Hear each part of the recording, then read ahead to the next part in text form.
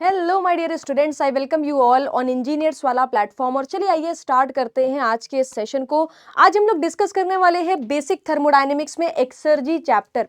अब ये जो एक्सर्जी चैप्टर है इसमें हम बात करेंगे मैक्सिमम यूजफुल वर्क क्या होता है। होपफुली आपने प्रीवियस सारे के सारे सेशंस देख लिए होंगे, क्योंकि second law of thermodynamics and entropy पढ़ने के बाद जब आप एक्सर्जी पढ़ोगे तो बहुत ही बेहतरीन तरीके से आपको ये चैप्टर समझ में आने वाला है। और इसी के साथ साथ मैं आपको काफी सारे क्वेश्चंस की प्रैक्टिस भी करा दूंगी। तो ये इस चैप्टर का वन शॉट सेशन होगा जिसमें आप सीख भी जाओगे और आप क्वेश्चन प्रैक्टिस भी बहुत ही अच्छे तरीके से करने वाले हो। तो आज हम बात करेंगे मैक्सिमम वर्क किसे बोलते हैं, अवेलेबिलिटी क्या होती है, availability of the closed system किसे बोलते हैं, as well as availability of the open system क्या होता है। ठीक है, तो बिना किसी देरी के शुरू करते हैं। सबसे पहले ये समझने की कोशिश करिए what is availability, available energy और एक्सर्जी। ठीक है, आपके लिए ये तीनों एक ही होने चाहिए। ठीक है, there is no difference for you. आपके लिए दोनों तीनों एक ही होने चाहिए, चाहे आप इसको अवेलेबिलिटी बोल दो, ठीक है, चाहे आप एक्सर्जी बोल दो,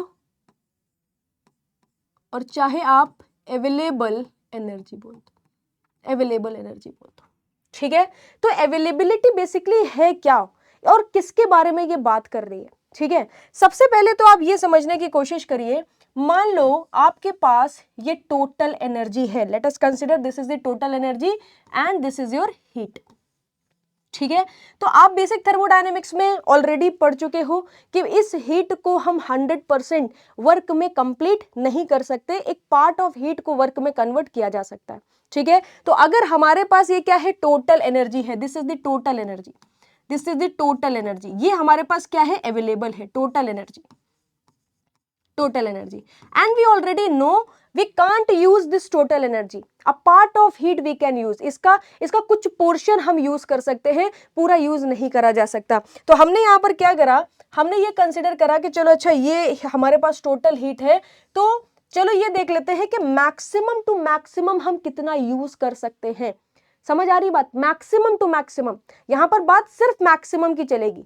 आपको पता है कि कैल्विन प्लैंक ने बोला था कि भाई अगर हमारे पास हीट है तो इसका कुछ पोर्शन हमारा वर्क में कन्वर्ट हो जाएगा एंड रेस्ट ऑफ दी हमें कहां पर डालना पड़ेगा, रिजेक्शन में डालना पड़ेगा, हीट रिजेक्ट करनी पड़ेगी इनटू द सराउंडिंग। तो हमें बिल्कुल क्लियरली पता है only a part of heat is available for our use, so the maximum part of energy जो अवेलेबल है for our use is known as the maximum useful work, और simple कह सकते हैं मैक्सिमम वर्क। और इसी मैक्सिमम वर्क को हम क्या बोलते हैं, अवेलेबल एनर्जी। अवेलेबल का मतलब ही यही है, वो एनर्जी जो हमारे लिए अवेलेबल है। अगर आप इस टोटल एनर्जी को देखते हो तो क्या ये हमारे लिए अवेलेबल है? आप क्या बोलोगे कि ये पूरी एनर्जी हमारे लिए अवेलेबल है? नो। आपको पता है कि ma'am heat is a low grade energy, work is a high grade energy. If we have total energy in the form of heat, अगर हमारे पास टोटल एनर्जी है हीट के फॉर्म में, तो वो हमारी अवेलेबल एनर्जी नहीं हो सकती। इसमें से वही एनर्जी को हम अवेलेबल बोलेंगे जो हम यूज कर सके। मैक्सिमम पार्ट ऑफ एनर्जी जो इसका पोर्शन है जो हम यूज कर सकते हैं, that is the maximum work and that maximum work is the available energy. ठीक है, तो अगर ये टोटल एनर्जी है तो हमको ये बात समझ आ रही है कि मैम कुछ मैक्सिमम टू मैक्सिमम पार्ट जो यहां पर अवेलेबल होगा जिसको हम वर्क में कन्वर्ट कर लेंगे। ठीक है, ये हमारा क्या होने वाला है, ये हमारा होगा अवेलेबल एनर्जी। चाहे आप अवेलेबल एनर्जी बोल दो, चाहे आप एक्सर्जी बोल दो, चाहे आप क्या बोल दो, availability. And the minimum part of energy जो हमें क्या करनी है, रिजेक्ट करानी है, इसको हम क्या बोलेंगे, अनअवेलेबल एनर्जी। अनअवेलेबल एनर्जी, ये जो अनअवेलेबल एनर्जी है, क्या हम इसको कभी यूज कर सकते हैं? नहीं कर सकते। ये अनअवेलेबल है हमेशा के लिए, तो कभी भी हम क्या करेंगे, इस पर फोकस नहीं करेंगे। जो अनअवेलेबल एनर्जी है, जो मिनिमम अमाउंट ऑफ एनर्जी है which we must reject into the surrounding so that हमारी एक साइकिल प्रॉपरली वर्क कर सके, उस पे अगर हम फोकस करेंगे तो हम टाइम वेस्ट करने वाले। हम कहां पर फोकस करेंगे, अगर ये टोटल एनर्जी अवेलेबल है तो मैक्सिमम टू मैक्सिमम कितनी एनर्जी हम यूज कर सकते हैं, इसमें से मैक्सिमम वर्क हम कितना निकाल सकते हैं, हम उस पर फोकस करेंगे। और यहां पर जो अवेलेबल एनर्जी की हमने बात करी कि भाई इतनी एनर्जी हमारे पास यूज के लिए अवेलेबल है, इसमें भी ये मैक्सिमम पोर्शन आप तभी निकाल पाओगे जब सब चीजें आइडियल हो। Ideal in the sense reversible cycle हो। अगर रिवर्सिबल साइकिल कंसिडर करेंगे तो क्या कंसिडर कर रहे हैं, क्वासी स्टैटिक फ्रिक्शनलेस, मतलब कोई भी फ्रिक्शन की वजह से लॉसेस नहीं होंगे। वरना तो एक्चुअल सिचुएशन अगर आप देखोगे तो ये अवेलेबल एनर्जी का भी कुछ पोर्शन हमारा वेस्ट हो जाता है। क्यों वेस्ट हो जाता है, बिकॉज ऑफ इरिवर्सिबिलिटीज। कुछ इंटरनल इरिवर्सिबिलिटीज होती हैं और कुछ आपकी एक्सटर्नल इरिवर्सिबिलिटीज होती हैं। इंटरनल इरिवर्सिबिलिटी मींस जैसे कि फ्लूइड की मिक्सिंग हो रही है, ठीक है ना, फ्रिक्शन है, ठीक है। इसी के साथ external irreversibility, heat temperature difference जो होता है, सोर्स से जब हीट आती है और आपका हीट इंजन तक पहुंचती है तो वो एक टेम्परेचर डिफरेंस की वजह से पहुंचती है। तो जिस टेम्परेचर से आपने हीट उठाई होती है, एक्चुअल में उस टेम्परेचर पर हीट इंजन को मिलती नहीं है, कुछ डिफरेंट टेम्परेचर पर हीट इंजन को मिलती है। तो वो टेम्परेचर डिफरेंस की वजह से भी कुछ लॉसेस होते हैं, ठीक है ना। तो हमको एक चीज तो ये समझ आ रही है कि मैम इस अवेलेबल एनर्जी को अगर आपको निकालना है तो आप जो भी सिस्टम बनाइए, जो भी साइकिल बनाइए, सबको रिवर्सिबल कंसिडर करके बनाइए, उसके बाद आप ये अवेलेबल एनर्जी का वैल्यू निकाल पाओगे, ठीक है। उसके बाद हम बात कर लेंगे कि भाई कितना लॉस मिल रहा है अवेलेबल एनर्जी में। सबसे पहला तो हमारा टारगेट यही होना चाहिए कि maximum amount of energy which we can use, हमें सबसे पहले निकालना है। The maximum amount of energy which we can use is known as the available energy. सबसे पहले हमें वो अवेलेबल एनर्जी चाहिए। उसके बाद हम देखेंगे कि भाई अब इसको कैसे यूज करना है, अब इस एनर्जी में कितने लॉस है। सबसे पहले तो हमें अवेलेबल एनर्जी और इसी के साथ साथ अनअवेलेबल एनर्जी निकाल लेनी चाहिए, ठीक है ना। तो हमको ये सारी चीजें किसने बताई थी, सेकंड लॉ ऑफ थर्मोडायनेमिक्स। इसीलिए हमने आपसे बोला कि पहले जाके सेकंड लॉ ऑफ थर्मोडायनेमिक्स आप पढ़िए, उसके बाद जाके आप ये छोटी छोटी चीजें समझ पाओगे। According to second law of thermodynamics, मैं लिखवा भी देती हूं, according to second law of thermodynamics, according to second law of thermodynamics, a complete conversion, thermodynamics, a complete conversion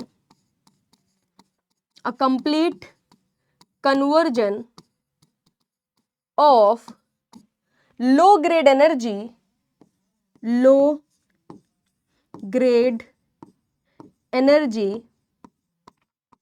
into high grade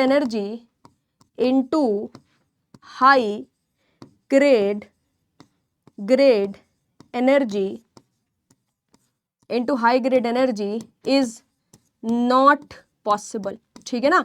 देखो सबसे पहले तो मैंने सेकंड लॉ ऑफ थर्मोडायनेमिक्स का एक बहुत ही बढ़िया सा स्टेटमेंट लिख दिया कि सेकंड लॉ ऑफ थर्मोडायनेमिक्स ने हमको बताया था अ कंप्लीट चेंज और complete conversion of low grade energy into high grade energy possible नहीं है, is not possible. It means only a part of heat is available for the conversion. इसका मतलब क्या है, इसका मतलब क्या है, इसको भी लिख लेते हैं। इट मींस, इसका मतलब क्या है, it means a part of heat, a part of heat is available, a part of heat is available for conversion, ठीक है। इसका मतलब क्या है बेटा, इसका मतलब है कि सिर्फ कुछ पार्ट, एक सर्टेन पार्ट ऑफ हीट हमारे पास अवेलेबल है जिसका हम कन्वर्जन कर सकते हैं। तो the maximum part of heat होगा which is available for the conversion. इसमें से जो मैक्सिमम पार्ट ऑफ हीट है जो अवेलेबल है कन्वर्जन के लिए, उसको क्या बोलेंगे,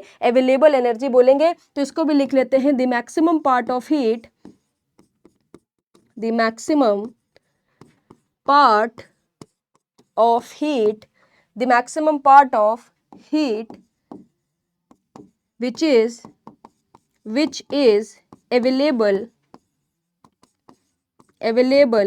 for conversion, which is available for conversion is called क्या बोलेंगे बेटा, available energy is called available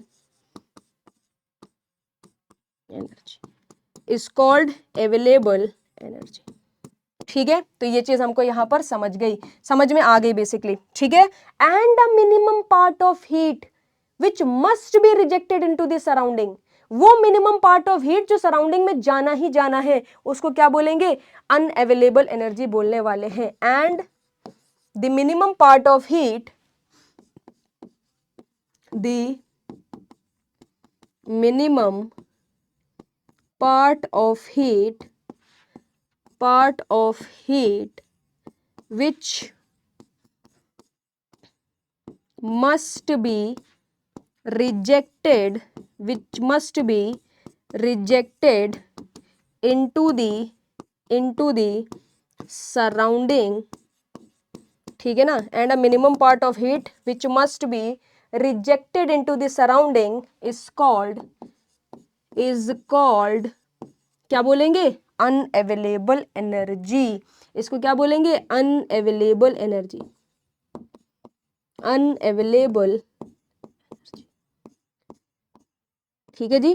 तो ये हमारे पास क्या आ गया, डेफिनेशन आ गई, a complete definition of available energy as well as unavailable energy, ठीक है। जैसे कि मैंने आपसे बताया कि अगर आपको मैक्सिमम देखना है कि भाई मैक्सिमम टू मैक्सिमम हम कितना यूटिलाइज कर सकते हैं, तो हम जो भी केसेस लेंगे उसमें सब कुछ क्या कंसिडर करना पड़ेगा, रिवर्सिबल कंसिडर करना पड़ेगा। So let us consider we have one cycle and that cycle is the reversible cycle, ठीक है। तो सबसे पहले क्या करते हैं, लाइन डायग्राम बना लेते हैं, लाइन डायग्राम हम यहां पर क्रिएट कर लेते हैं।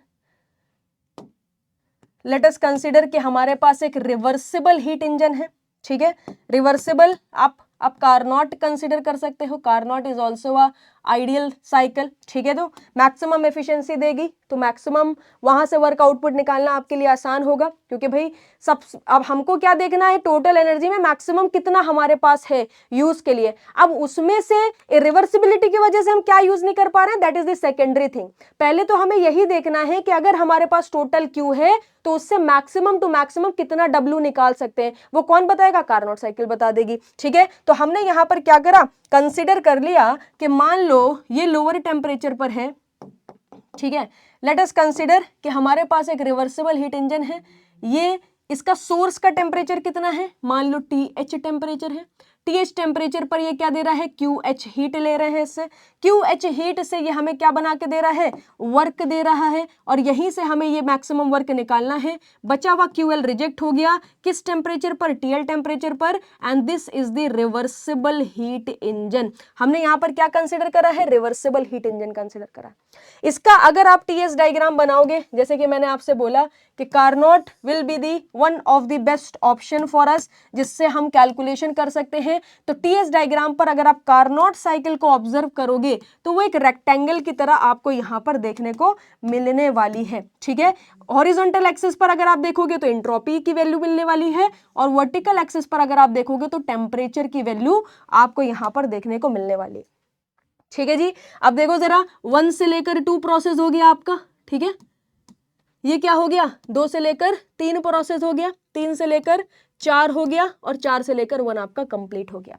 तो आप देख पा रहे होंगे, आपको एक चीज बहुत ही अच्छे तरीके से पता है कि मैम जब भी कभी आप TS डायग्राम बनाते हो तो TS डायग्राम में हमको पता है एरिया अंडर द प्रोसेस, कोई भी प्रोसेस ले लो, जैसे मान लो 2 से 3 प्रोसेस लिया है, तो अगर इस लाइन को आप क्या करो, इसके अंदर जितना भी एरिया आ रहा है, when you are projecting on the entropy axis, जब एंट्रोपी एक्सिस पर हम प्रोजेक्ट करेंगे तो इसके अंदर जितना भी एरिया आने वाला है, that area will give you idea about the heat transfer. जैसे 2 से 3 आप देख रहे हो, एंट्रोपी बढ़ रही है, इसका मतलब पक्का यहां पर हीट का एडिशन हो रहा होगा, क्योंकि अभी मैंने आपको एंट्रोपी में पढ़ाया था कि जब भी कभी हीट का एडिशन होता है सिस्टम में तो एंट्रोपी बढ़ती है, हीट का रिजेक्शन होता है तो एंट्रोपी घटती है। तो यहां पर देख सकते हो 4 से 1 हीट रिजेक्शन हो रहा है तो एंट्रोपी घट रही है, 2 से 3 हीट एडिशन हो रहा है तो एंट्रोपी आपकी बढ़ रही है। तो 2 से 3 हीट एडिशन अगर हमें निकालना होगा तो उसके अंडर एरिया ले लेंगे। 4 से 1 अगर हमें ये देखना कितना हीट का रिजेक्शन हो रहा है, यही तो देखना चाहते हैं। अगर हमें अनअवेलेबल एनर्जी चाहिए, हम क्या देखना चाहते हैं, हम ये देखना चाहते हैं कि मिनिमम कितनी एनर्जी हमने सराउंडिंग में रिजेक्ट करी। तो आप बोलोगे 4 से 1 क्या है, हीट रिजेक्शन है।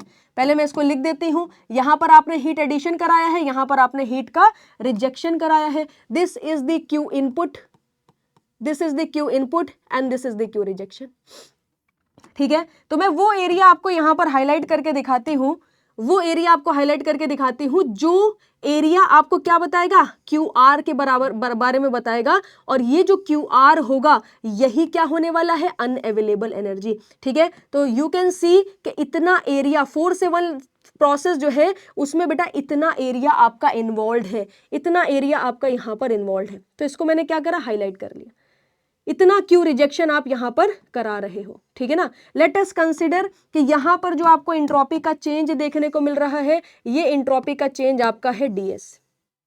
ठीक है, this entropy change is ds। ठीक है, ये मान लो हायर टेम्परेचर है, हायर साइड का टेम्परेचर TH हो गया, और हीट रिजेक्शन किस टेम्परेचर पर करा रहे हैं आप, TL टेम्परेचर पर करा रहे हैं, तो ये TL हो गया।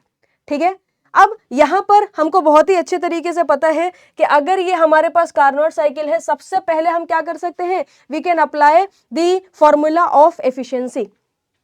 एफिशिएंसी का फॉर्मूला अगर आप अप्लाई करोगे तो एफिशिएंसी का फॉर्मूला होता है, एफिशिएंसी का फॉर्मूला होता है वर्क डन। ठीक है, वर्क डन मतलब वर्क आउटपुट कितना मिल रहा है, आउटपुट कितना मिल रहा है डिवाइड बाय द इनपुट, तो यहां पर हम लिख देंगे क्यू इनपुट, क्यू इनपुट बराबर। ठीक है, एक और फॉर्मूला आपको पता होगा, क्योंकि ये रिवर्सिबल साइकिल है, अगर ये रिवर्सिबल साइकिल है, मैं यहां पर लिख भी देती हूं, whatever the calculation we are doing for the reversible cycle, reversible cycle. ठीक है, अगर हमने यहां पर रिवर्सिबल साइकिल को कंसिडर करके रखा है तो हम एफिशिएंसी का फॉर्मूला टेम्परेचर के टर्म में भी लिख सकते हैं। टेम्परेचर के टर्म में फॉर्मूला लिखेंगे तो हमको मिलेगा 1 minus lower temperature upon higher temperature.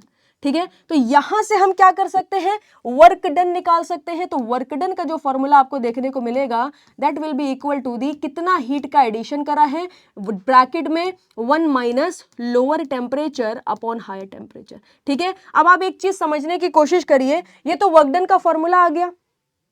ठीक है, आप एक चीज सोचो कि अगर मुझे इस वर्क डन को, वैसे ये ऑलरेडी मैक्सिमम वर्क है, बट इसकी और मैक्सिमम वैल्यू चाहिए, तो हम क्या कर सकते हैं, हीट रिजेक्शन जो है वो एम्बिएंट पर करा दें। अगर ये लो टेम्परेचर को डिक्रीज कर देंगे, ध्यान से देखना, अगर मैं टेम्परेचर को डिक्रीज कर दूं तो डिक्रीज करते करते कहां जा सकती हूं, आप बोलोगे कि मैम आप सिर्फ एम्बिएंट तक जा सकते हो। Let us consider T0 is the ambient temperature, ambient temperature. Let us consider T0 is the ambient temperature. तो अगर आप हीट रिजेक्शन एम्बिएंट टेम्परेचर पर करा दोगे तो उस समय पर आपको देखने को मिलेगा कि वर्क डन जो है वो क्या मिल गया है, maximum. For a given source temperature TH and heat input the work will be maximum. मैं लिख देती हूं यहां पर, फॉर अ गिवन सोर्स, जो गिवन सोर्स है वो सोर्स वही रखो, फॉर अ गिवन सोर्स, ठीक है, and heat input and heat input QH, ठीक है, the work will be maximum, the work will be maximum when heat rejection takes place, when heat rejection takes place at ambient temperature, ambient temperature, at ambient temperature। ठीक है, तो हमने क्या consider करा कि हम हीट का रिजेक्शन किस टेम्परेचर पर करा रहे हैं, एम्बिएंट पर करा रहे हैं। तो हम क्या करते हैं, इस TL को ही क्या करते हैं, चेंज कर देते हैं, इस TL को ही चेंज कर देते हैं। तो इस साइकिल हमें वापस से नहीं बनानी पड़ेगी। अब यही टेम्परेचर हमारा क्या हो गया, एम्बिएंट टेम्परेचर T0 आ गया, और यही T0 क्या है, एम्बिएंट टेम्परेचर है। इस पे हमने हीट रिजेक्शन कराया। जैसे ही आप इस पे हीट रिजेक्शन कराओगे तो उस टाइम पर जो आपको वर्क मिलेगा that work will be your maximum work, और यही मैक्सिमम वर्क हमारा क्या कहलाता है, अवेलेबल एनर्जी। AE का मतलब क्या है, अवेलेबल एनर्जी। तो कभी भी कोई आपसे पूछता है कि अवेलेबल एनर्जी निकालो, कैसे निकालोगे, ये फॉर्मूला आ गया, कितना हीट का एडिशन है, मतलब टोटल हीट कितनी है, 1 minus ambient temperature divided by the source temperature. मतलब आपने हीट का एडिशन कराया किसी सोर्स टेम्परेचर पर कराया ना, तो सोर्स टेम्परेचर एम्बिएंट कितना है वो रखा, आपका यहां पर मैक्सिमम वर्क आउटपुट आ गया।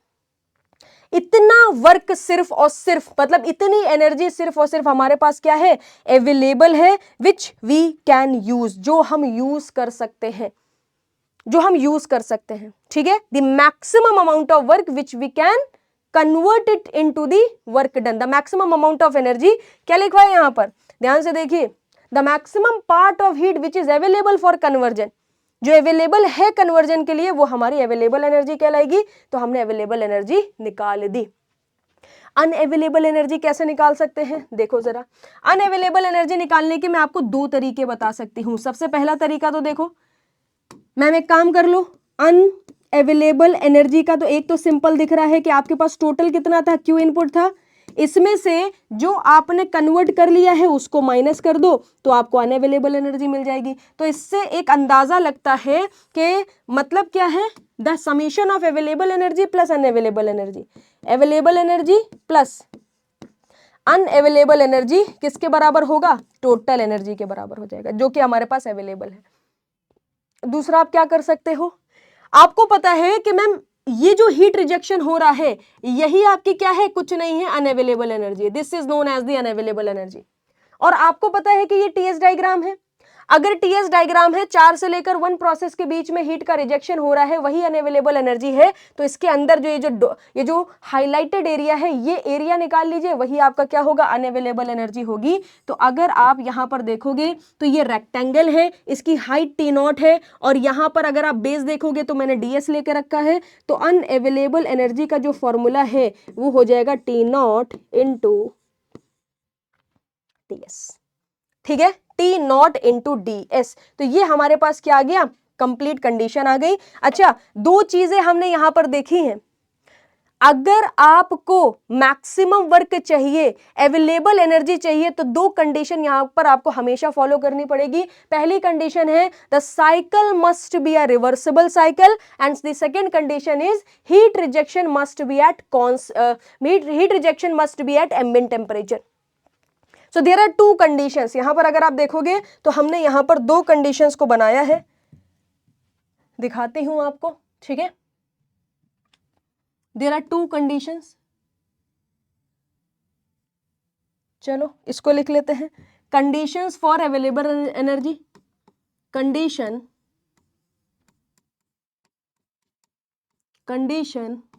For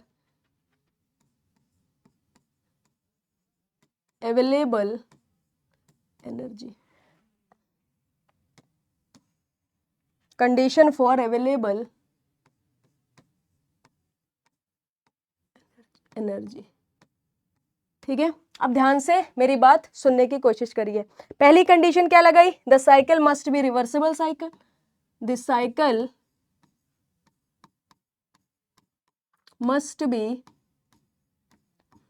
must be a reversible cycle,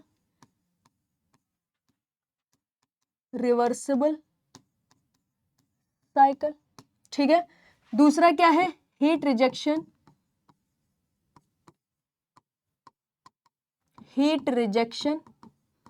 is at ambient temperature,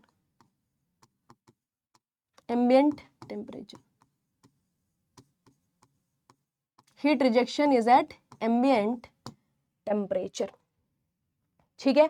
अब हम बात करते हैं कि मैम हमने अवेलेबल एनर्जी तो निकाल ली, मगर इसी के साथ साथ अगर आप देखोगे तो कुछ इरिवर्सिबिलिटीज भी हैं। उस इरिवर्सिबिलिटीज के चक्कर में ये जो एनर्जी है इसमें भी क्या होगा, कुछ लॉस होगा। तो वो लॉस निकालने की कोशिश करते हैं कि आखिरकार कितना लॉस आपको यहाँ पर देखने को मिलेगा। तो नेक्स्ट हेडिंग हमारी हो जाती है लॉस ऑफ अवेलेबल एनर्जी, ठीक है ना। नेक्स्ट हेडिंग हमारी क्या होगी, लॉस ऑफ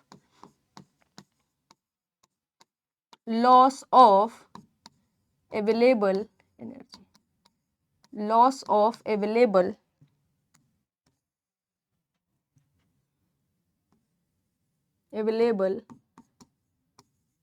energy, ठीक है। Let's discuss about the loss of available energy. तो यहां पर क्या करते हैं, late us consider a cycle. सबसे पहले हम यहां पर भी क्या करते हैं, साइकिल को कंसिडर कर लेते हैं कि भाई लेट अस कंसिडर कि हमारे पास क्या है, ये साइकिल है, ये हमारे पास क्या हो गया, हीट इंजन हो गया, इस तरीके से, ठीक है। मान लेते हैं कि यहाँ पर जो टेम्परेचर है ये TH है और यहाँ पर जो टेम्परेचर है ये लेट अस कंसिडर TL है, ये आपका हीट इंजन हो गया। आपको भी पता है कि मैम एक्चुअल में तो आप यहाँ पर ये दिखा रहे हो कि TH टेम्परेचर से जो QH हीट चली है, ठीक है, ये जो Q इनपुट यहाँ से चला है ये TH टेम्परेचर से चला है, और ये Q रिजेक्शन किस टेम्परेचर पर जा रहा है, TL टेम्परेचर पर। तो रिजेक्शन तो चलो ठीक है, वो तो एम्बिएंट में जाना ही है, उसकी कोई दिक्कत नहीं है, मगर मैम अगर हम यहाँ पर क्लियरली ये चीज ऑब्जर्व करने की कोशिश करें कि जो हीट का एडिशन हो रहा है क्या वो वाकई TH टेम्परेचर पर हो पाएगा। अगर यहाँ का टेम्परेचर सेम होगा तो हीट का ट्रांसफर होगा ही नहीं। आपको पता है आपको हीट को ट्रांसफर कराना है, सोर्स से हीट को उठा के हीट इंजन को हीट देना है। अगर सोर्स से हीट को उठा के हीट इंजन को हीट देना है तो आपको यहां पर कुछ तो टेम्परेचर डिफरेंस क्रिएट करना पड़ेगा ना। हमने तो जब सेकंड लॉ और फर्स्ट लॉ ऑफ थर्मोडायनेमिक्स पढ़ा था तो वहां पर क्लियरली देखा था कि ma'am heat flows because of the negative temperature difference. Temperature difference negative होता है तो हीट फ्लो होती है, high temperature to low temperature जाती है हीट, ठीक है। तो आपको एकदम क्लियरली समझ आ रहा होगा कि मैम यहाँ का जो टेम्परेचर होगा that will be the different temperature, वो एक डिफरेंट टेम्परेचर होगा। मान लेते हैं कि वो एक्चुअल में T2 टेम्परेचर है जो TH से कुछ कम होगा। इसे बोलते हैं एक्सटर्नल इरिवर्सिबिलिटी कि भाई हम जिस टेम्परेचर पर हीट को पहुंचाना चाह रहे हैं एक्चुअल में उस टेम्परेचर पर हीट पहुंचती नहीं है, ठीक है। तो यही सेम चीज अगर आप TS साइकिल में दिखाना चाहोगे तो कैसे दिखाओगे, यही सेम चीज अगर आप TS साइकिल में दिखाना चाहोगे तो कैसे दिखाओगे। ये आ गया हमारे पास, ठीक है, ये हमारी क्या है, इनिशियल साइकिल है जिसमें हमने माना था कि ये TH टेम्परेचर है और ये हमारा क्या है, TL टेम्परेचर है। तो सबसे पहले तो हम इसको ही रख देते हैं, TH टेम्परेचर हो गया, ठीक है। इसको तो अच्छा हम T0 कर चुके हैं तो इसको T0 ही अभी कंसिडर कर लेते हैं। तो यहाँ पर क्या हो जाएगा, T0 टेम्परेचर हो जाएगा। ये साइकिल आपकी कंप्लीटेड है, 1 से लेकर 2, 2 से लेकर 3, 3 से लेकर 4, ठीक है।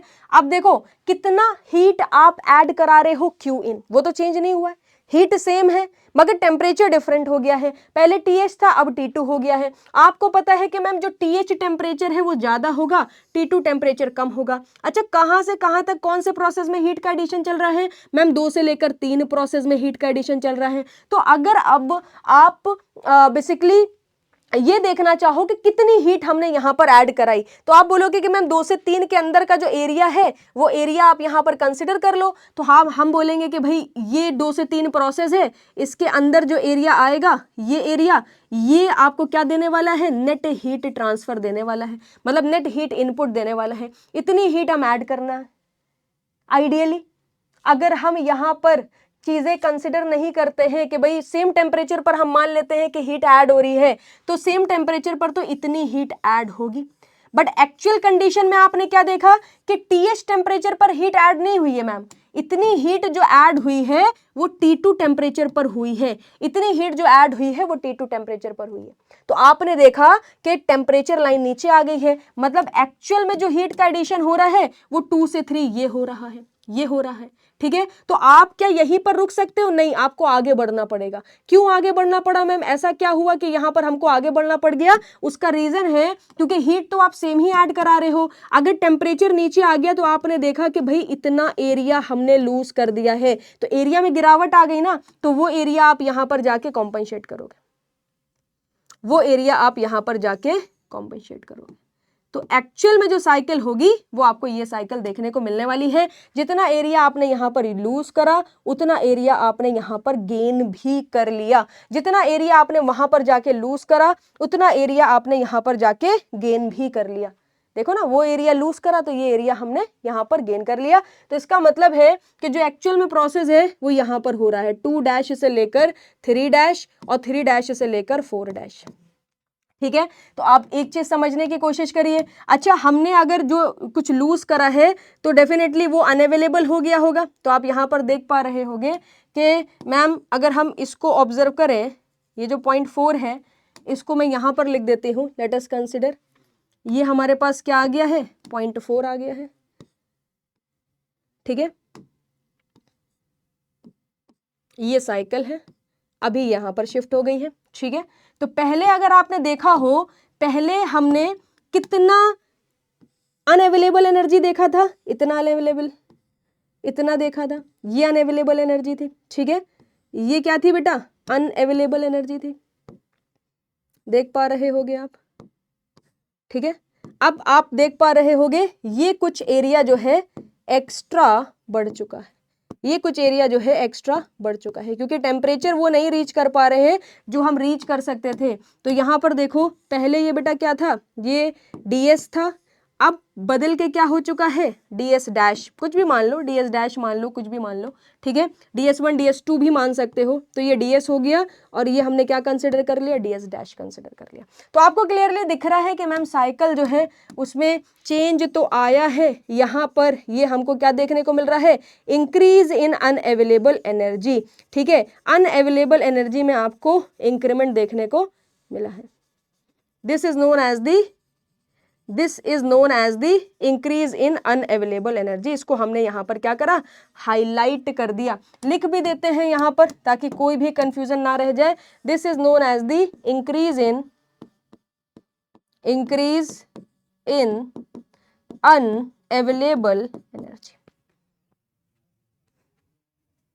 इतनी चीजें हमने यहां पर कर ली हैं बिना किसी समस्या के। अब निकालना क्या है मैम, सीधी हेडिंग पड़ी हुई है लॉस ऑफ अवेलेबल एनर्जी, ठीक है। आप खुद सोच कर देखो कि भाई जो लॉस ऑफ अवेलेबल एनर्जी होगा, लॉस ऑफ अवेलेबल एनर्जी, जो एनर्जी हमने लॉस करी होगी, क्या वही इंक्रीज हो गई होगी अनअवेलेबल एनर्जी में? जो लॉस करा वो अनअवेलेबल में बढ़ गया। तो क्या मैं ऐसा बोल सकती हूं, लॉस ऑफ अवेलेबल एनर्जी, ठीक है ना, loss of available energy is equal to the, ठीक है, इंक्रीज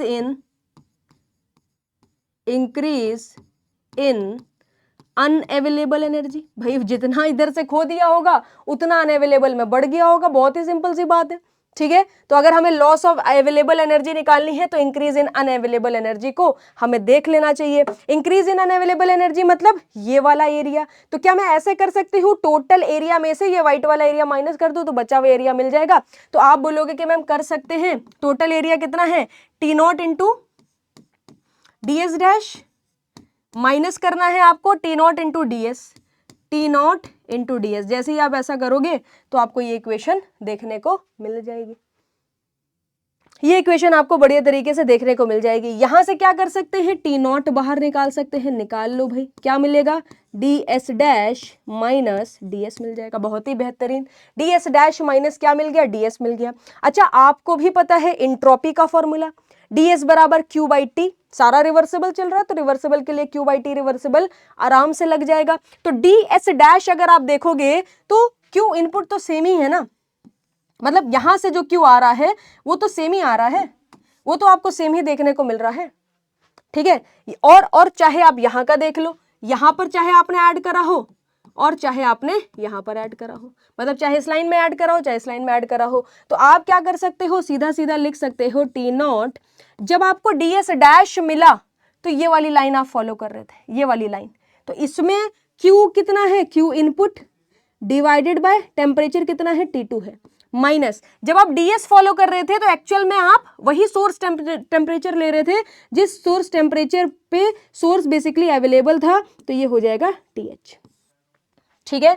तो आपने क्या करा, एक बढ़िया सा फॉर्मूला बना लिया, Q input by T2 minus Q input by TH, Q input by TH। अब यहां से क्या कर सकते हैं, Q इनपुट निकाल सकते हैं और सिंपल फॉर्मूला मैं आपको यहां पर लिख के दे देती हूं, छोटा सा बना देते हैं भाई ताकि एक ही स्लाइड में सारी चीजें आ जाएं। तो हमने देखा कि जो लॉस है, लॉस ऑफ अवेलेबल एनर्जी है, ये किसके बराबर होगा, एम्बिएंट टेम्परेचर T नॉट, उसके बाद सोर्स से कितनी हीट को ऐड करा गया है, ब्रैकेट, किस टेम्परेचर पर हीट इंजन को मिली है, माइनस किस टेम्परेचर पर सोर्स अवेलेबल था, this is known as the loss of available energy.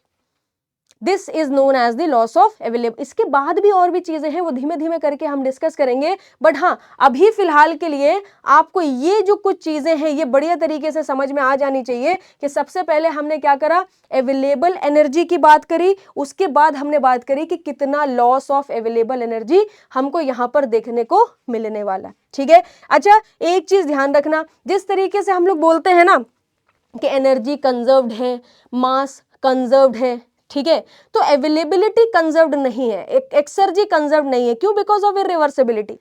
ठीक है ना, तो ये आपको कंजर्व्ड देखने को नहीं मिलने वाली। चलो भाई आगे चलते हैं, अब बात करते हैं, दो चीजें हैं जो मैं आपको डायरेक्ट लिखवाऊंगी, वैसे तो उसका एक लंबा चौड़ा डेरिवेशन है, बट एसएससी जेई में जैसे आप जानते हो सीबीटी 1 और सीबीटी 2, 1 में तो कभी डेरिवेशंस थे नहीं, 2 में कन्वेंशनल पेपर था बट वो भी चेंज हो चुका है, उसमें भी सीबीटी 2 बेसिकली कंप्यूटर बेस्ड कर दिया गया है, तो आपको सिर्फ फॉर्मूला की ही रिक्वायरमेंट होगी, चाहे आप न्यूमेरिकल सॉल्व करो और चाहे आप थ्योरेटिकल क्वेश्चंस को लगाओ। ठीक है, तो हम यहाँ पर पूरा डेटा लिखते हैं। सबसे पहले बात करते हैं अवेलेबिलिटी ऑफ क्लोज्ड सिस्टम। ठीक है, पहली बात क्या होगी, अवेलेबिलिटी ऑफ क्लोज्ड सिस्टम।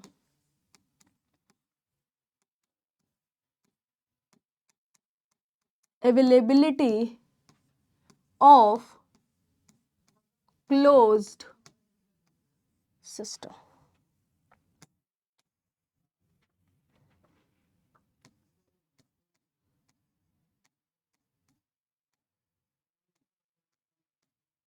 ठीक है, अवेलेबिलिटी ऑफ क्लोज्ड सिस्टम।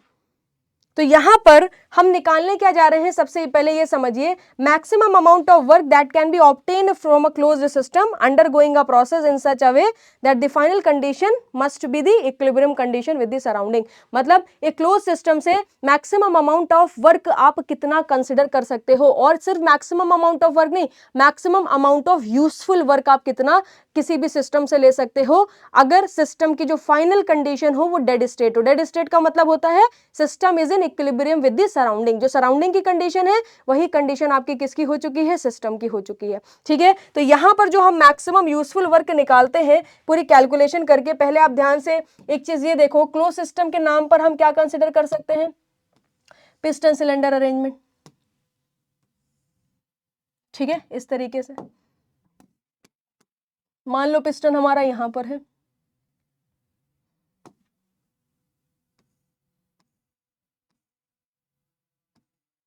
ठीक है, मान लो पिस्टन हमारा यहां पर है, फिर पिस्टन यहां पर आएगा, तो एक चीज आपको देखने को मिल रही है, जब पिस्टन यहां से यहां पर मूव करेगा, फर्स्ट कंडीशन से सेकंड कंडीशन पर मूव करेगा, और फाइनल कंडीशन क्या होगी, डेड स्टेट होगी। तो डेड स्टेट को हम लोग नॉट से रिप्रेजेंट करते हैं, मतलब ये मान लो एक कंडीशन हो गई, एक स्टेट हो गई सिस्टम की, जहां पर प्रेशर P1 है, टेम्परेचर T1 है, वॉल्यूम V1 है, एंट्रोपी S1 है, इंटरनल एनर्जी U1 है, सब हमारा क्या हो गया, ऐसे ऐसे मान लो, ऐसे मान लो, देखो ऐसे मान लो कि ये हमारा मान लो क्लोज्ड सिस्टम है, ये हमारा क्या है, क्लोज्ड सिस्टम है।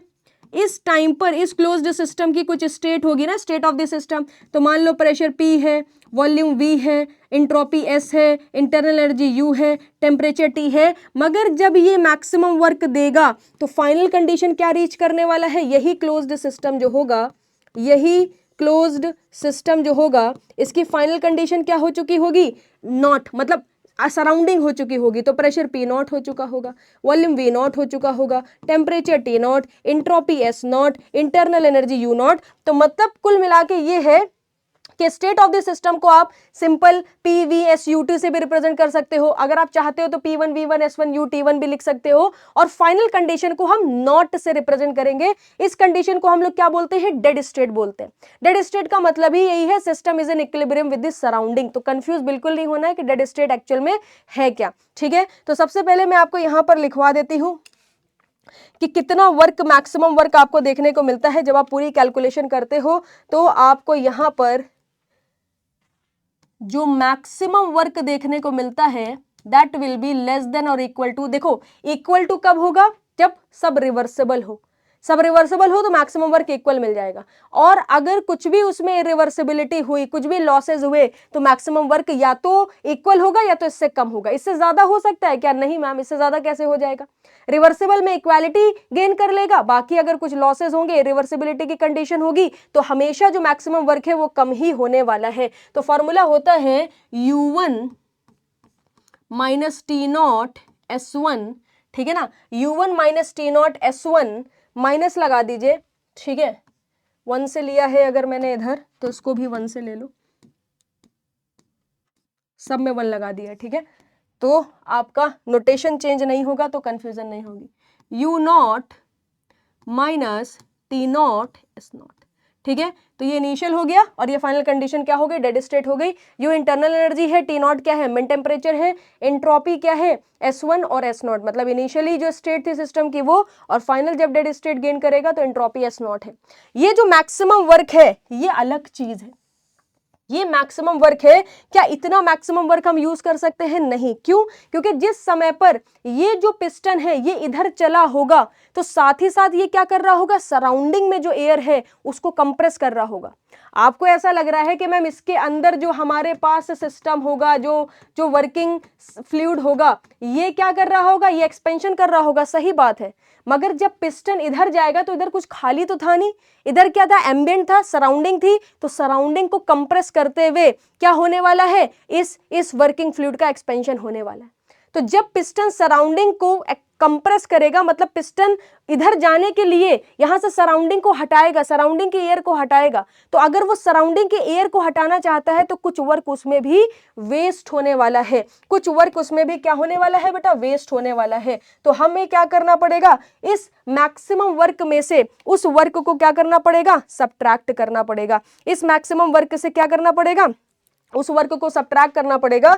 तो हमको समझ आया, ठीक है, कि अगर मुझे यहां पर यूजफुल वर्क चाहिए कि भाई कितना यूजफुल है इसमें से, तो आपको क्या करना पड़ेगा? मैक्सिमम वर्क में से सराउंडिंग वाला वर्क को माइनस करना पड़ेगा, ठीक है। तो मैं आपको देखो डेरिवेशन नहीं दिखा रही हूं, हो सकता है आप सोच रहे हो कि मैम ये सब एक्सप्रेशन कैसे लिखते चले जा रहे हो after derivation, but that is not required. इस वजह से सिर्फ डायरेक्ट फॉर्मूला आपको यहां पर मैं दे रही हूं, ठीक है। तो जब पूरी कैलकुलेशन आप करते हो तो यहां पर आपको मैक्सिमम यूजफुल जो वर्क मिलता है, अभी मैं इक्वालिटी का साइन ले लेती हूं, तो आपको देखो U माइनस टी नॉट तो है ही, और सराउंडिंग का वर्क क्या होगा? PdV। सराउंडिंग का वर्क क्या होगा? PdV होने वाला है। तो यहां पर आपको PdV भी कंसिडर करना पड़ता है। तो आपको मिलेगा U1 minus T not S1 plus P not V1, ठीक है। फिर माइनस हो जाएगा, देखो PV एक टर्म और आ गया है, ये टर्म कहां से आया है? ये जो सराउंडिंग कंप्रेशन है इसकी वजह से। फिर आया है U not minus T not S not plus P not V not, ठीक है। अब आप देख रहे होगे कि मैम जब आपने यूजफुल वर्क निकाला तो एक टर्म आ रहा है, एक कॉमन टर्म आ रहा है U minus T not S plus P not V।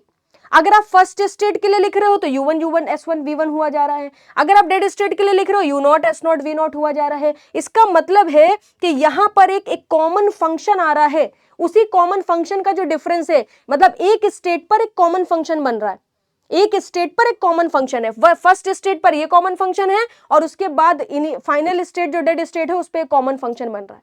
तो क्यों ना इस फंक्शन को हम किसी नोटेशन से रिप्रेजेंट कर दें। तो यहां पर एक फंक्शन आता है जिसको हम क्या बोलेंगे? अवेलेबिलिटी फंक्शन, अवेलेबिलिटी फंक्शन, ठीक है। और ये जो अवेलेबिलिटी फंक्शन होगा किसके लिए होगा? For closed system, for closed system, for closed system. इसको किससे रिप्रेजेंट करते हैं? फाई से रिप्रेजेंट करते हैं, ऑलवेज रिमेंबर। और आपसे पूछेगा क्या कि क्लोज्ड सिस्टम में अवेलेबिलिटी फंक्शन क्या है, आपको कई सारे ऑप्शन दे देगा, तो याद रखना U minus T not S plus P not V। बहुत ही बढ़िया, बहुत ही बढ़िया, बहुत ही बढ़िया। तो अगर मैं आपसे पूछूं कि किसी स्टेट पर क्लोज्ड सिस्टम है तो किसी स्टेट पर ये कौन सी स्टेट है, वन स्टेट, फाइनल तो सबकी डेड ही होनी है ना, फाइनल तो सबकी डेड स्टेट होनी है। तो अवेलेबिलिटी अगर किसी स्टेट वन पर आपको बतानी है तो वो बराबर होगी phi one minus phi naught. Phi one लिखोगे तो U one minus T naught S one plus P naught V one, और जब फाई नॉट लिखोगे तो U naught minus T naught S naught plus P naught V naught. तो इस तरीके से आप अवेलेबिलिटी निकाल सकते हो। ये क्या है, availability at a state, availability at a state, availability at a state, किसी एक स्टेट पर कितनी अवेलेबिलिटी आपको देखने को मिलेगी, this is known as the availability at a state. ठीक है, तो ये तो किसकी बात हो गई, ये तो क्लोज्ड सिस्टम की बात हो गई। अगर हम यहाँ पर availability for the open system बात करें तो उसको समझने की कोशिश करिए। ये हो गया availability of the closed system. Now let's talk about availability of the open system. ठीक है, देखो जरा, अवेलेबिलिटी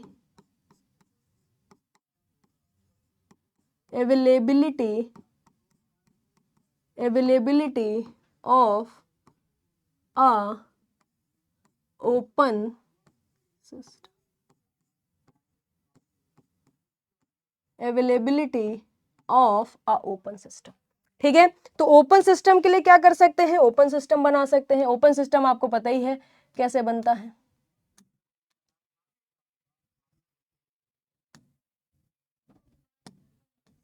कुछ इस तरीके से।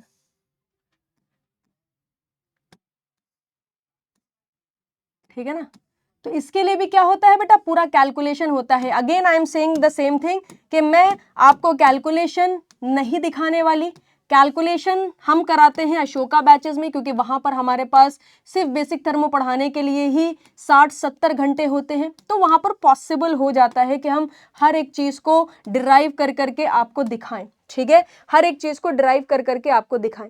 बट अभी अगर हम इस कंडीशन की बात करें जहां हमारे पास सिर्फ 16 आवर्स है और हमें सिर्फ रिवीजन करना है, तो that will not be possible. ठीक है, तो ये हमारे पास क्या है, क्लोज ओपन सिस्टम है। मान लो यहां पर जो आपने हीट दी del Q by D M, ठीक है, इसी तरीके से वर्क मिलेगा del W by D M. ठीक है, इसकी इनिशियल जो कंडीशन होगी वैसे ही आप ले सकते हो, P1 V1 T1, ठीक है, T1 S1 U1, जितना भी लेना ले लो, और फाइनल डेड स्टेट क्या हो जाएगी, हो जाएगी P not V not S not U not T not. जितने भी टर्म आपको कंसिडर करने हैं डेड स्टेट को आप बड़े आसानी से नॉट से कंसिडर कर दो, और जो करंट सिस्टम की कंडीशन है, स्टेट है, उसको आप रिप्रेजेंट कर दो। ठीक है, तो यहां पर आप देख पा रहे होगे ओपन सिस्टम है।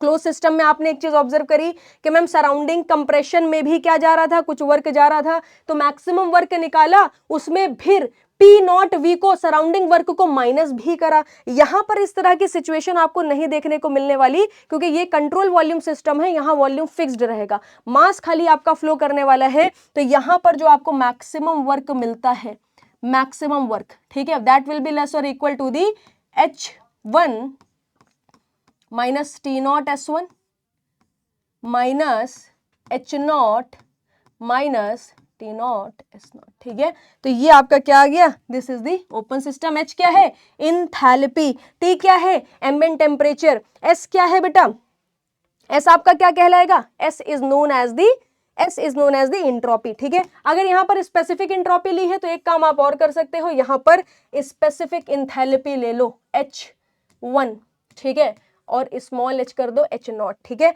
तो यहां पर आपको देखने को मिल रहा होगा मैम ओपन सिस्टम में भी काइंड ऑफ सेम कंडीशन हमको देखने को मिल रही है कि पहले स्टेट पर H minus T naught S और फिर उसके बाद H not minus T naught S not. मतलब एक कॉमन फंक्शन दिख रहा है स्टेट वन के लिए, चाहे डिफाइन कर लो, चाहे डेड स्टेट के लिए, चाहे किसी अनदर स्टेट के लिए डिफाइन कर लो। तो यहां पर आपको देखने को मिलेगा, इस फंक्शन को बोलेंगे अवेलेबिलिटी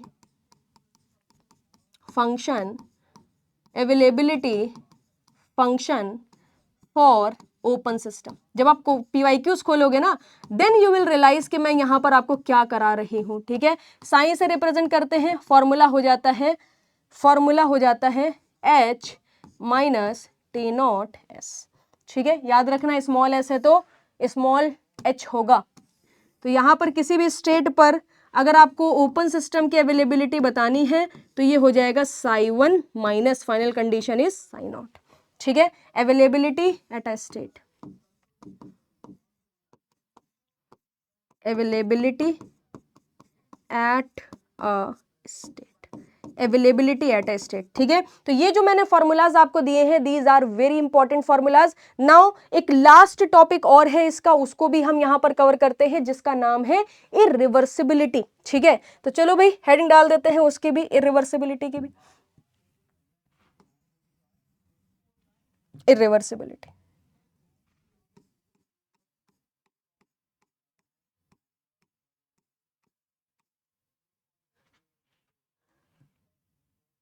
इरिवर्सिबिलिटी, इरिवर्सिबिलिटी क्या है, जरा थोड़ा सा मैं आपको बहुत ही सिंपल लैंग्वेज में समझाने की कोशिश करती हूं।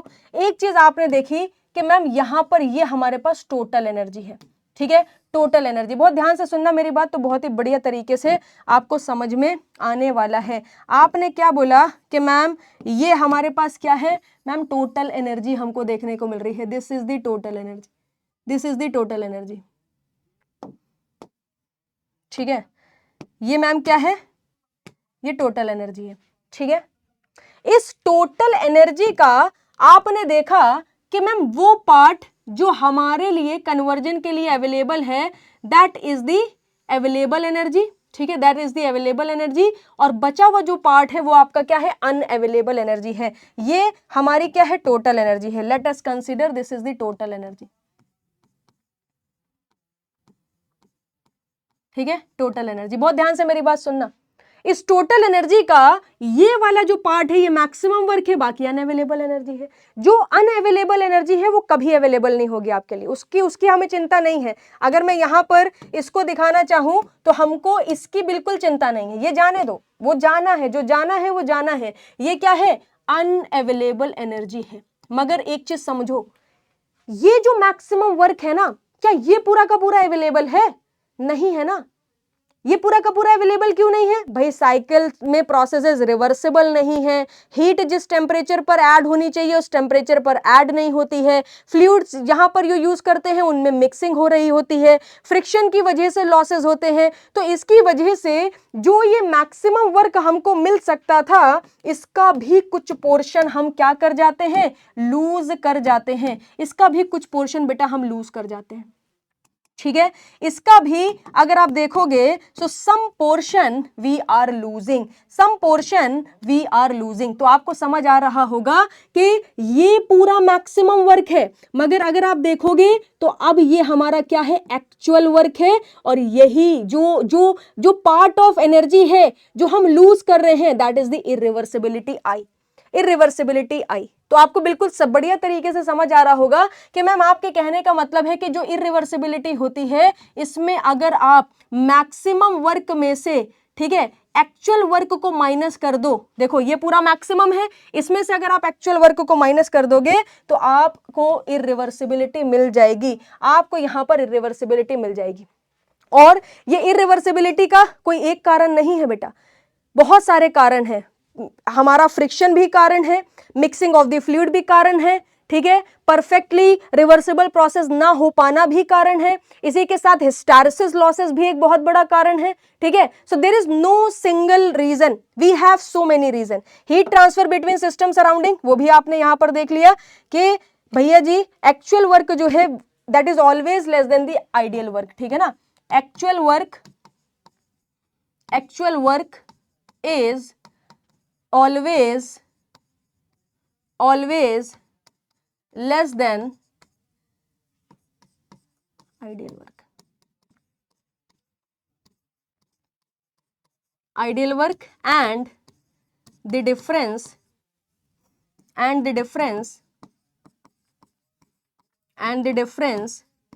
between actual work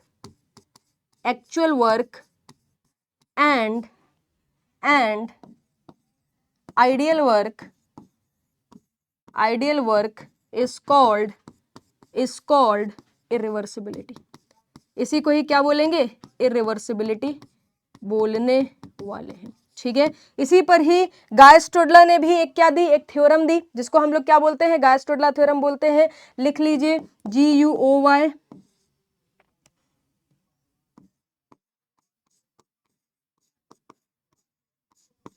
इसका फॉर्मूला कई बार पूछ लेता है गायस-स्टोडलर थ्योरम का, ठीक है।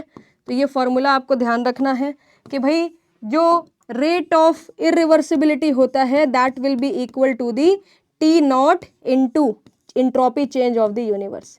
जैसे जैसे इंट्रोपी चेंज आपका बढ़ेगा इरिवर्सिबिलिटी बढ़ेगी, और बढ़ना भी चाहिए, है कि नहीं, नहीं बढ़ना चाहिए क्या? अगर कहीं पर इंट्रोपी बढ़ रही है तो इरिवर्सिबिलिटी भी बढ़ेगी। इंट्रोपी का मतलब ही यही है, रैंडमनेस बढ़ जाना, मतलब लॉसेस अगर बढ़ जाएंगे तो आपकी इंट्रोपी भी बढ़ेगी, इंट्रोपी बढ़ेगी तो आपको इरिवर्सिबिलिटी भी बढ़ती हुई नजर आने वाली है, ठीक है। So now this is all about exergy. इतना ही आपको पढ़ना है। मेरा आपसे निवेदन यही रहेगा कि आप जाके क्वेश्चंस को जरूर लगाएं। कुछ क्वेश्चंस अभी मैं आपको कराने जा रही हूं, एक एक करके आप क्वेश्चंस को ऑब्जर्व करें, ठीक है। आपसे बोल रहा है कि इनमें से काफी सारे ऑप्शंस जो आपको दिए हैं आप पहचानिए कि कौन सा ऑप्शन आपका सही होने वाला, मतलब कौन सा स्टेटमेंट आपका यहां पर सही होने वाला है। तो अगर आप देखोगे availability is generally conserved, wrong है। Availability can either be negative और पॉजिटिव, ठीक है, ये स्टेटमेंट दिया हुआ है। लेट्स सी क्या हो सकता है। Availability is maximum theoretical work obtainable, बिल्कुल सही है। Availability can be destroyed in irreversibility, irreversibility होगी देन डेफिनेटली अवेलेबिलिटी आपकी क्या होने वाली है, डिस्ट्रॉय होने वाली है। तो अगर आप ऑप्शंस देखोगे 3 4 1 2, मतलब 2 का कॉम्बिनेशन है, 3 4 आपके सही हैं। So this is also the wrong answer. Availability can either be negative और positive, means availability is always positive. Work obtainable है ना, तो वर्क डन हम ले सकते हैं, कितना वर्क हम कन्वर्ट कर सकते हैं, so that will always be positive, ठीक है। Now a reversible power cycle operates with the temperature limit 800 and 300 Kelvin. It takes 560 kilojoule of heat. Then what will be the unavailable work? आपसे बोल रहा है कि unavailable work क्या होने वाला है, ठीक है ना। तो चलो भाई इसको भी सॉल्व करके देखते हैं। unavailable work क्या होगा, unavailable work, ठीक है। तो रिवर्सिबल पावर साइकिल है, टेम्परेचर लिमिट्स आपको यहां पर दे दी है। पहले हम यहां पर रिवर्सिबल पावर साइकिल बना लेते हैं, ठीक है। Let's consider this is the reversible power cycle, ये बन गया। उसके बाद आपसे बोल रहा है टेम्परेचर लिमिट कितनी है, 800 केल्विन ऊपर का दिया हुआ है और 300 केल्विन लोअर टेम्परेचर साइड आपको दिया हुआ है, ये बन के आ गया, ठीक है। If it take 560 kilo joule of heat then what would be the unavailable work, मतलब क्या बोल रहा है कि अगर 560 किलो जूल हीट ये लेता है तो अनअवेलेबल एनर्जी क्या होगी, क्यू रिजेक्शन, जितना रिजेक्ट हो रहा है minimum amount of heat that is the unavailable energy. इसका कुछ पार्ट वर्क में भी कन्वर्ट हुआ होगा, है कि नहीं है, और ये आपका क्या हो गया, हीट इंजन हो गया। अगर ये सिंपल बात कर रहा है कि भाई यहाँ पर अवेलेबिलिटी की बात हो रही है, अनअवेलेबिलिटी की बात हो रही है, then we can consider reversible power cycle, और लिखा भी है तो कोई दिक्कत वाली बात नहीं है। हम सिंपल लिख सकते हैं work output upon heat input is equal to the 1 minus lower temperature upon higher temperature. सबसे पहले मैं यहां से वर्क आउटपुट निकालना चाहूंगी। हीट इनपुट हमारा 560 का है, 1 माइनस लोअर टेम्परेचर 300 है और हायर टेम्परेचर कितना है, 800 है। तो यहां से W कितना आ जाएगा, देखो 560 तो ऐसे ही आ गया, ठीक है। 800 माइनस 300 कितना हो जाएगा, 500 हो जाएगा, और डिवाइड बाय कितना हो गया, 800 आपका यहाँ पर देखने को मिल गया। तो 2 0 से 2 0 कट जाएंगे, ये हो गया 4 2 जा 8, ये हो गया 4 1 जा 4, 4 4 जा 16, 140 बच गया। फिर उसके बाद 2 1 जा 2, 2 7 जा 14, 70 बच गया। तो W कितना हो जाएगा, 7 5 जा 35, 350, ठीक है। यूनिट किस में थी, किलो जूल में थी, तो ये किलो जूल हो गया। अब आप खुद सोचो 560 में 350 इधर निकल गया, 350 किलो जूल, तो बचा कितना होगा, 560 में से 350 हटा दो, 0 से में 0 चले गए, 0 बचा, 6 में से 5 चला गया, 1 बचा, 5 में से 3 चला गया, 2 बचा। इसका मतलब है 210 किलो जूल हीट आपने रिजेक्ट करी होगी, 210 किलो जूल आपने हीट रिजेक्ट करी होगी। Option D will be your correct answer. कितना इजी क्वेश्चन है। सिर्फ आपको अवेलेबल एनर्जी, अनअवेलेबल एनर्जी, इन सारी चीज़ों में थोड़ा थोड़ा चीज़ों को समझना है। आसानी से क्वेश्चन आप देख सकते हो। सॉल्यूशन को थोड़ा ऑब्जर्व करने की कोशिश करिए, फिर हम यहाँ पर नेक्स्ट क्वेश्चन की तरफ चलते हैं, ठीक है ना। नेक्स्ट क्वेश्चन की तरफ चलते हैं। नेक्स्ट क्वेश्चन देखिए ज़रा, ये रहा आपका नेक्स्ट क्वेश्चन। एक हीट इंजन है, रिसीव करता है heat from a source of 1500, ठीक है ना। क्वेश्चन नंबर 3 में क्या बोल रहा है, एक हीट इंजन है जो हीट को रिसीव कर रहा है, ठीक है, at 1500 kelvin at a rate of 600 kilowatt and reject waste heat to the medium, इस पर कर रहा है। इफ द पावर आउटपुट भी दे दिया है, irreversibility rate of the process पूछा है। कितना बढ़िया क्वेश्चन है, देखो जरा कैसे करेंगे।